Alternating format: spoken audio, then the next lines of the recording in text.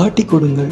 காட்டிக் கொடுப்பவர்கள் எல்லோருக்குமே வரலாறு ஒரு பக்கத்தை ஒதுக்கி உள்ளது. வரலாற்றில் யாரோ ஒருவர் ஏதோ ஒரு தேவைக்காக காட்டிக் கொடுக்கப்பட்டிருக்கின்றார். காட்டிக் கொடுப்பவர்களுக்காக ஒரு கவிதை.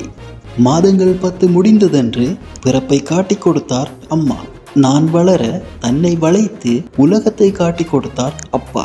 அடியெடுத்து கால் வைக்க கரம் பிடித்து நடக்க காட்டிக் கொடுத்தார் அண்ணா. அன்பை அமுதென ஊட்டி பாசத்தை காட்டிக் கொடுத்தாள் அக்கா. போகுமிடமெல்லாம் போர்க்களம், கால் வைக்கும் இடமெல்லாம் கன்னிவெடிகள் என காலத்தை காட்டிக் கொடுத்தார்கள் நண்பர்கள். தமிழ்நாட்டு சட்டமன்ற தேர்தலில் வெற்றி பெற்று தமிழ்நாட்டு மக்களுக்கு நிம்மதியான வாழ்க்கையை காட்டிக் கொடுக்க போகின்றார் விஜய் அண்ணா. நீங்களும் காட்டிக் கொடுங்கள், நல்லவர்களை அல்ல நல்லவற்றை.